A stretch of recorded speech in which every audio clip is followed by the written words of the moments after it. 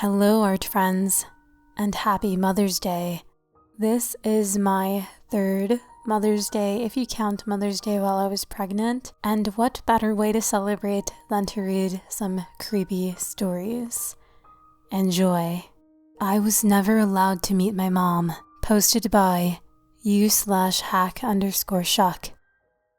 I was never allowed to meet my mom. She lived with my dad and I, but her bedroom was always kept locked with 4 huge padlocks, connecting heavy iron chains which crisscrossed her door. My dad dodged my million questions about my mom, except when he got drunk. Then things would let slip, like how my mom is, quote unquote, not herself anymore and dangerous, honey, and that the padlocks aren't to keep her in. They're to keep others out. She's no prisoner. Padlocks never stopped your mom. Since my dad was excruciatingly taciturn, and also since there were many local legends about my family, none of which were wholesome, nobody ever visited. I never had a friend anyway. I learned to entertain myself in quiet ways. It was a very quiet house. And when we watched TV, the sound was turned off, so I had to lip read. I crept around like a mouse, trying to emulate my mom, who was the queen of stealth. I knew she left her room at night. You see, as occasionally I'd hear a floorboard squeak, but I could never quite surprise her. As soon as I tiptoed my approach, she'd breeze back inside her room. Once or twice I might have heard a padlock quickly click tight. It was like a game, I guess. To her anyway. To me, it was cruel torture. How I longed to see her face, just once, to ask one of my million questions. I'd press my head against the floor behind my bedroom door and wait till morning, gazing through the crack for the merest glimpse, but nothing. Not even a shadow. Though those mere squeaks of the old floorboards told me she was right outside. On the day I turned 16, my dad died in his sleep. The funeral arrangements were made in a haze. Hardly anyone showed, anyway. A colleague droned on about Dad's years of service to the town cemetery, where he'd worked for 20 years. The rector seemed to be hiding his nervousness behind a brave face. People were afraid of my family, but he gasped as if his heart had stopped when 3 teenage girls dressed all in black entered and sat behind me. Their faces were inscrutable, but behind huge sunglasses, I felt their eyes burn. I turned back around, but they'd left already. That night, my mom's store was open, and they were inside. They were talking somehow soundlessly about me. This time, behind their sunglasses, I felt their eyes simmer with disappointment. Reading their lips, I picked up what words I could. Wasted my time. Useless man. He was fine. The girl is useless. Stomps like a brontosaurus. Told you, skips a generation. Not useless. Should drain her. Tasty, like her father. No, she's ripe. Can give us a daughter. And in an instant, they were gone. And the worst thing about it all is I'm pretty sure that the one who wanted to drain me was my mom.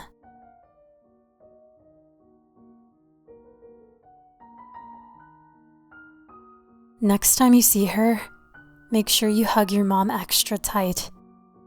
Posted by u/nickbotic. I never met my mom. Not really, anyway. She didn't abandon us. She didn't die giving birth. I wasn't put up for adoption. Nothing like that. We lived in the same house for 12 years. Our paths just never crossed, which I guess is because we didn't really have a path. She stayed in one room my entire life. The third door on the left of the hallway in our 3-bedroom, ranch-style home. A room I wasn't allowed in. The door to Mom's room was different from the rest of the doors in our house. It looked heavier, sturdier, and there were a series of locks on it, the keys to which my dad always kept on his person. My dad did an admirable job of balancing her situation and my knowing that she loved me. He would come out of my mom's room and tell me that she'd asked about me, and he would deliver messages from me to her. At least, that's what he told me. I suppose I don't have any real way of knowing if she actually asked about me, or if he told her what I'd said. But I guess it doesn't matter. As a child, I was equal parts terrified and curious of what my mom did behind that door. There was a constant odor that permeated the house that originated from that room. One so bad it meant we couldn't have company. I had a variety of excuses for why my friends couldn't come over, none of which were, my house smells like something crawled up something that crawled up something else and died, because my mom is a recluse. In fact, I was under strict instruction by my dad to tell anyone who asked that my mom was dead. She might as well have been. The house probably would have smelled better. In the morning, when I would get up and get ready for school, I would sometimes see my dad mopping the hallway around the door. He always had some excuse, like he'd spilled something or the ceiling was leaking. But I knew better. Something was coming out of my mom's room. Some nights, I would sneak out of bed and peek my head out into the hallway. There was always, day and night, a light emitting from under the door. When I would watch from my room, I would see pauses in that light, interruptions as though someone was moving around within. I always assumed it was my dad, as he spent most nights behind that thick wooden door. But it was the sounds that would send my mind wandering, with images of all manner of violence and horror. Every now and again, a scream would erupt from down the hall.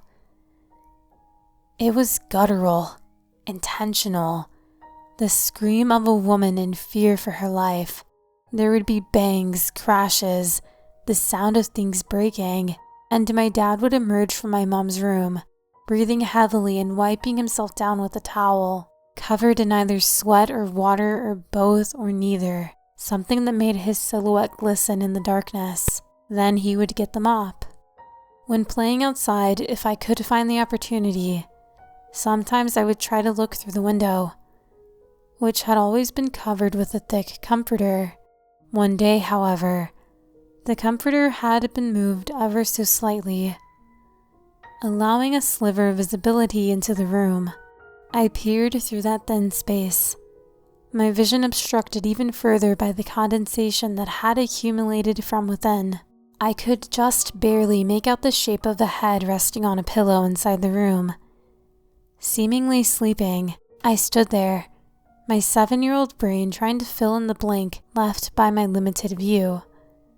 I stared at the head on the pillow, shifting to my left in a futile effort to see more of the body to which that head belonged. I could make out the vague shapes of a body under a blanket, but my main focus was the only visible part of her head. As I turned back to my first position, a twig snapped under my foot, and inside the room, the head on that pillow turned toward me, and I could feel that person. I could feel my mom, looking into my eyes. We each held our gaze for what felt like an eternity, and it was, above all else, a serene moment, the very first one shared between a mother and her son. I remember a warm breeze gently blowing past me, the sound of leaves rustling and crickets dancing. There was a peace in that moment that I haven't experienced before and haven't since. The peace was broken when I heard my dad's voice calling out for me from the back porch. It startled me, and when I looked back to the window, the comforter was slowly, deliberately, being put back in its proper place, blocking all visibility into my mom's room. What I found odd, however, was that with my last glance into the room, I saw my mom still laying down, still looking at me. With my dad on the back porch and my mom in bed, who moved the comforter back? That question plagued me for 5 years, up until the second and last time I laid eyes on my mother. When I was 8 years old, my dad informed me that he was going to be doing work in the basement, and as such, it was now strictly off limits. It wasn't a finished basement, mostly just boxes and bins and other disorganized junk, so I didn't spend time down there anyways, but it was now deemed as a space as forbidden as my mom's room. For the next 2 weeks, the normal sounds of my home were drowned out by a cacophony of drills and saws and hammers, as well as the increased frequency of the aforementioned shrieking that rang out from behind the third door on the left. As time went on, my curiosity only increased. At 10 years old, I asked my dad that question that I can only assume he'd hoped he'd never hear. Why doesn't Mom ever come out of her room? I watched the color drain from my dad's face as he sat across from me at the dinner table. As a tense pause lingered between us, a sound that had been becoming more and more frequent over the past year rang out. A sloshing sound, not dissimilar from someone squeezing a wet sponge, accompanied by an occasional soft bang on the door, and a quiet but lingering groan, and filled the air between us as my dad searched for an answer. "She's sick," was all he managed to get out. We finished dinner with an awkward silence hanging between us. That and the music of Misery, that was the soundtrack of my mom's room. And that's how it was between Dad and I. Aside from that one time when I was 10, we left the elephant in the room unaddressed. When I was 11, however, I became more brazen in my curiosity. I began paying more attention to my dad. As time passed, he spent more and more time in the basement, which meant less time with my mom. The screaming became so frequent that he soundproofed her room, and although it certainly muffled the sounds of anguish, it didn't mute them completely. Besides, there were more noises now than just the ones coming from down the hall. Now they were coming from below me. I would put my ear to the hardwood floor and listen, and I would hear several distinct groans and moans and screams. Once, or rarely, twice a month, my dad would remand me to my room under the threat of extreme grounding, and over the course of about 2 hours, those collective pain sounds of agony would cease one by one, until they were all silent. At that point, my dad's van would pull out of the driveway and I was allowed to leave my room. This is the way things were until about 6 months before I turned 13. It was a Thursday night, around 10 p.m. I was in bed, trying to fall asleep against the sounds of what seemed to be an especially uneasy night in the basement and my mom's room. The screams were as loud as they'd ever been, the most prominent of them, the very first one I'd ever heard. But then another scream joined the chorus, and though I had never heard him scream before, I knew it belonged to my dad. He bellowed out in what seemed to be incredible pain, then started howling my name. "Nick, help me! Help me, please, Nick! Help me! Help me!" I leaped up from my bed and looked down the hall.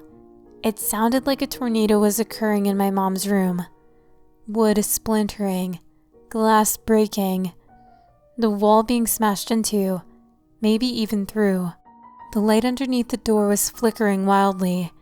There was a ton of movement within. I ran to the door, from behind which came my father's pained shrieks, although by that point they were slowly becoming muffled and turning into more of a gurgling noise. I knew that he left the door unlocked when he was in my mom's room, because he knew he could count on me never ever going inside. Not with the amount of reprimanding he promised would follow. But now I had to. I stood at the door for what seemed like a lifetime in the moment, but it was truly only a second or two. I was finally going to see my mom, face to face. No matter what horrors were happening inside that room, something good would come from it. I was afraid, more afraid than I've ever been.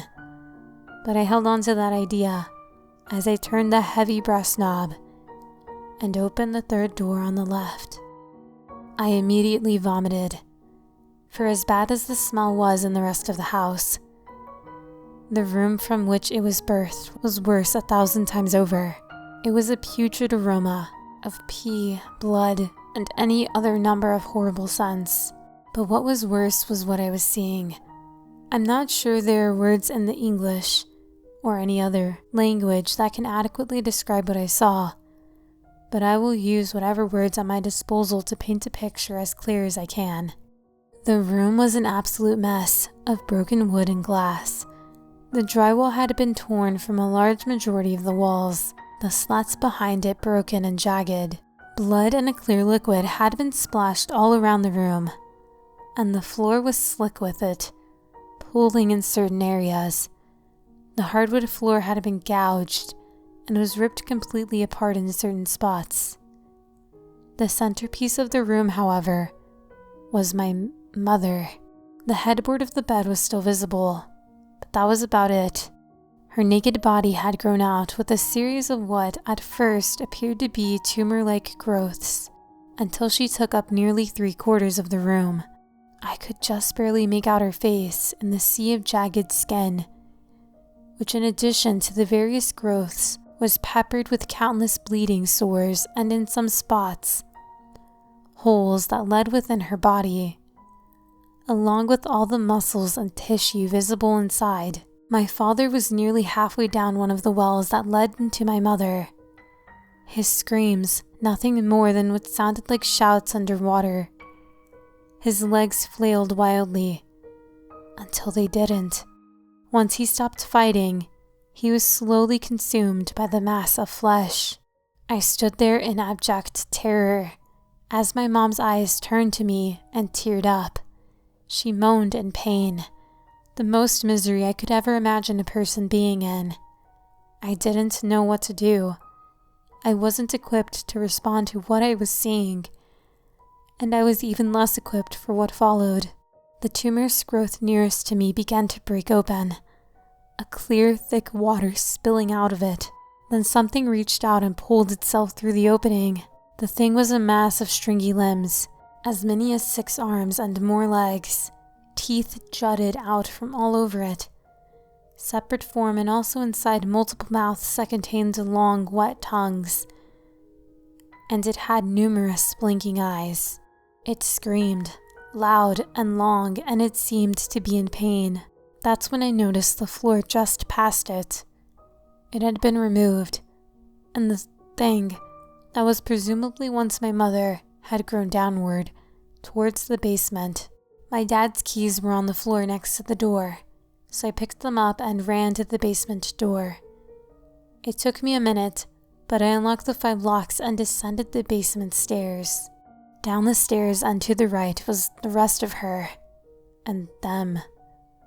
She had grown down all the way to the floor, and there were more of the limbed things writhing about.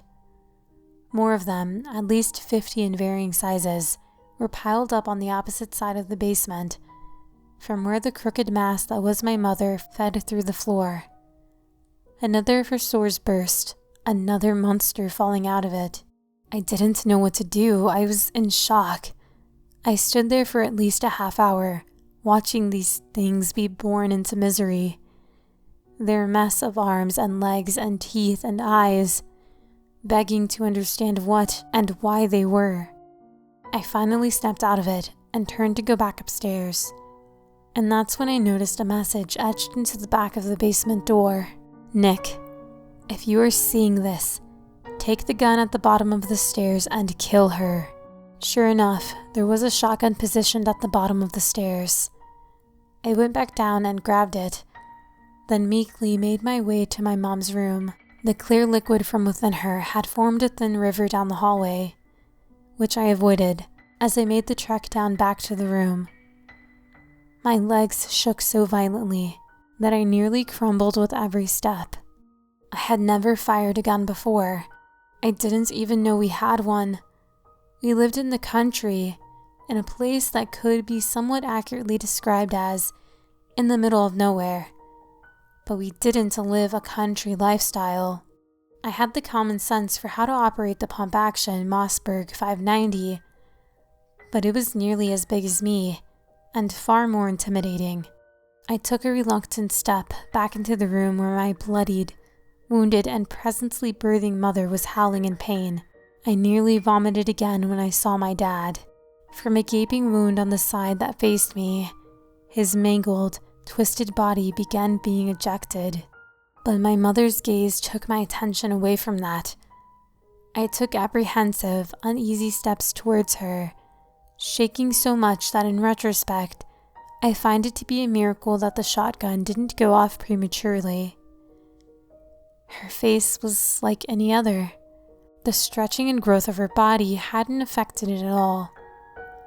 She had glistening brown eyes that hypnotized me when I looked into them, and I truly believe that she must have been beautiful before all that. But right then, in that room, part of her brain was visible in the mess of the tangled, unkempt hair. She was an amorphous blob of skin and blood and bones, and sinew and mouths and teeth, and perhaps most noticeably, fear.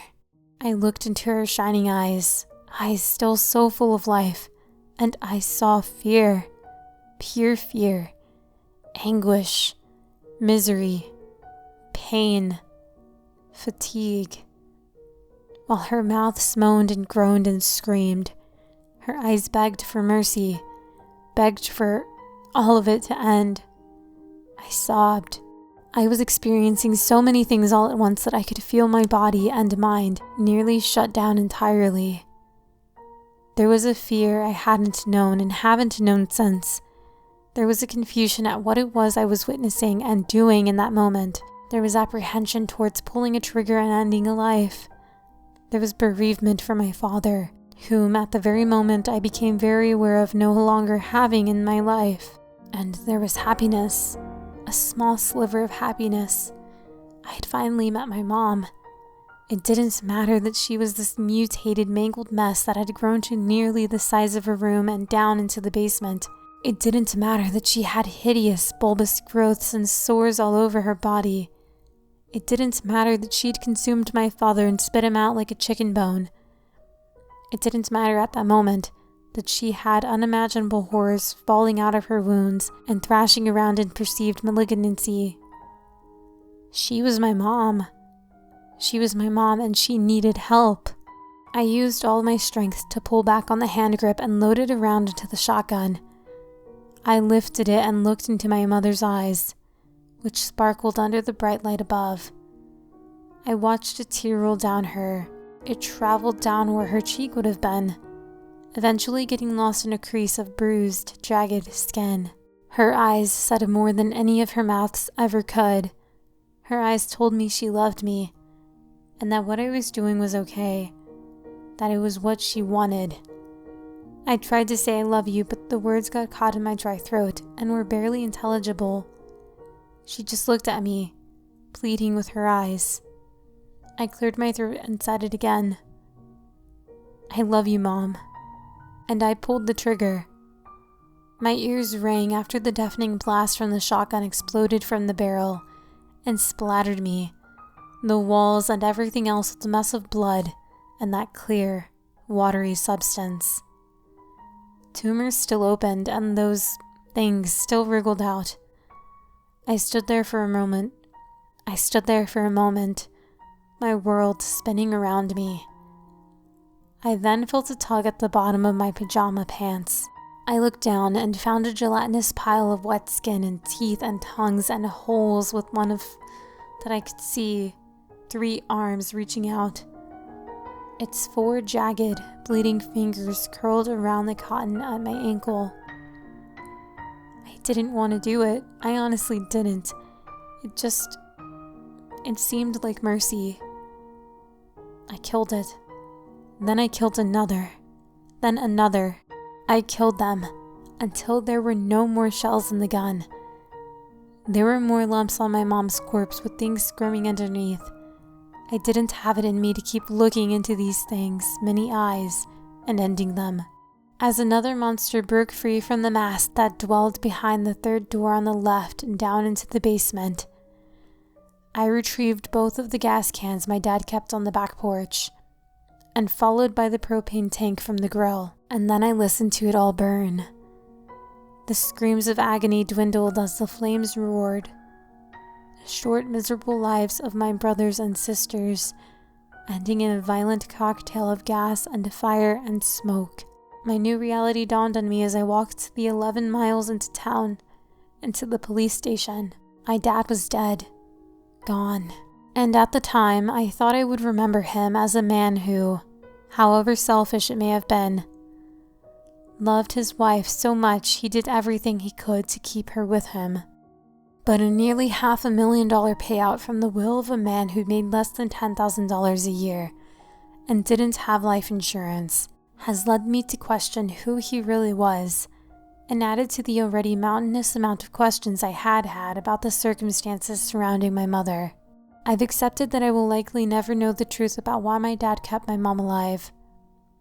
If it was out of love or some other, more nefarious reason, nor what happened to her in the first place. What I do know is that I've chosen to believe that my mom loved me, that she really did ask after me in between her ever-increasing bouts of misery and birthing, and I know that I loved her, and I know that she needed to be set free.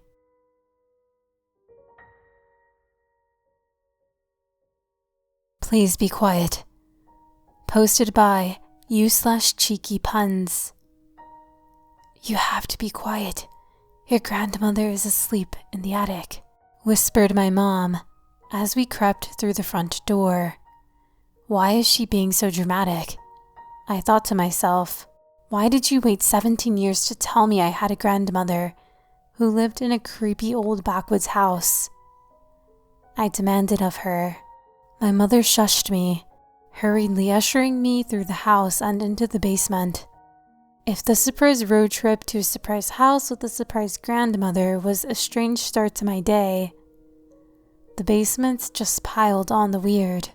Beige padded cloth walls, thick red carpet, giant soft couches supporting a mountain of pillows and clashing prints. This place looks like if a porn set from the 70s had terrible taste. How do you know what a porn set from the 70s looks like? Countered my mother. I rolled my eyes at her. Sometimes I think she believes the internet is a figment of my imagination. This room is soundproofed to prevent us from disturbing and waking up your grandmother, she explained. About that, I replied. Why didn't I know I still had a grandmother? I thought she was dead. Are there any other family members you're hiding in the Hicks? Ignoring my snarky tone, my mother answered, Your grandma, she's special. She's not from here. She was a young orphan ferried over from a faraway world. No name, no money, and no memory. Her life was really hard growing up. This country can be unforgiving to anyone they see different. Hearing that, there was a twinge of empathy for my grandmother. I've always felt different my entire life, and people could be cruel. But then she met your grandfather, and it was love at first sight for both of them. They got married very young, and had me really early. My mother smiled wistfully. We three mostly just had each other this far out, but it was a great childhood. Constantly outdoors helping mom grow food or helping dad maintain the house. I had hoped for the same when I had you. It didn't skip my notice that my mother had used mom and dad to refer to my grandparents for the first time. Once I moved to the city, I didn't visit as much, so I never realized. Your grandmother got sicker the older she got, started to lose her sight and smell, had to take long naps. It was a strain on your grandfather, but he insisted on taking care of her himself, making me promise to do the same if he died first. So on the weekends, when you're with your dad, I come over, clear up the weeds, stock some food, do the laundry, and now that you're old enough, you can help me. She ended. You still haven't explained why you never told me about her. I retorted. No, I didn't. How about we stop at that diner you like on the way home and I tell you the rest over pancakes and bacon? For now, just be really quiet as you walk through the house and stay on the ground floor. You can work outside weeding the garden while I finish up the laundry here. She tossed me a pair of gardening gloves, shooing me away. Maybe if I wasn't such a curious, stubborn brat, things would have gone very differently that day. But a secret grandmother, How many people would be capable of sauntering off to yank some weeds with a mystery like that left unsolved? Determined to meet her, I headed up to the attic. For an old house, nothing creaked. Climbing the stairs was silent, the carpet dampening my footfalls. As I stood in the entryway to the attic, I struggled to get a clear look at the sleeping form on the bed, the hazy light weakening quickly with the setting sun. Screw it, I thought. "Grandma," I said, barely above a whisper. She didn't move. I took a step forward. "Grandma," I said loudly. At first, nothing stirred. Then the whisper of sheets being slid from a body, a creak of joints as the figure on the bed sat up straight, head swiveling side to side in the deepening shadows. A harsh groan escaped her as her feet touched the floor, followed by a raspy throttle as my grandmother hunched over on all fours. Her bones cracked and bent and warped, each arm and each leg at opposite angles to each other, while her head gradually began twisting around to find the source of the noise. With each jerking twist of her head, I felt myself shrink deeper and deeper into myself, praying she didn't see me, praying that I could be quiet enough to be invisible. When her head had turned completely around, her eyes locked onto mine. No flicker of humanity shone in those primal depths. They were deeper and darker than the infinite night sky. I didn't scream. I didn't cry. I barely breathed. She inched spasmodically towards me, the direction of the last sound she'd heard, closer and closer. I didn't feel the trickle of the urine run down my leg. Closer and closer. A scream started crawling up the back of my throat. Closer and closer. Then she was close enough to smell. Wet, putrid earth, underlaid by hints of lavender, mixed with the coppery tang of fetid blood. I nearly broke, but was saved by a loud bang from outside. A hunter's gunshot perhaps, or a car backfiring on a distant road. It jolted my grandmother to action. She opened her mouth in a silent shriek, almost like the sound had physically hurt her in some way, and bolted to the window, shattering the glass as she jumped through it in pursuit of the source of the noise. It felt like an eternity before I could force myself to move again. When my limbs finally worked, I ran to the basement, hurtling into my mother's arms and sobbing uncontrollably. She held and soothed me like I was 5, not 17, rocking me in her arms. I told her what had happened. I told her how sorry I was I didn't listen to her, that I thought I knew better. "It's okay, little lamb," she said, reverting to my childhood nickname. Do you think I wasn't an obnoxious teenager at one point too? The same thing happened to me when I first came back home, but luckily your grandfather was around to befuddle her senses. She wouldn't really hurt kin, he told me then, but he also sounded very uncertain when he said it. However, Grandpa did teach me how to track her and put her back to sleep. And now it's your turn to learn. It'll be hard, but she has a really big head start. So we better get hunting. Mom told me this was our family secret, our family curse, and not to tell a soul. But I'm disobeying her again to tell this story, to warn everyone, whoever you are, wherever you are, please be quiet. My grandmother's awake, and I don't know where she is. Once again, happy Mother's Day to all the mothers out there. And if you're not a mother, but you have a mother, make sure to tell your mom that you appreciate her, and make sure to give her a hug. If you like the art, please like the video, and if you haven't yet, please consider subscribing. Thank you so much for watching. Until the next video, Bye.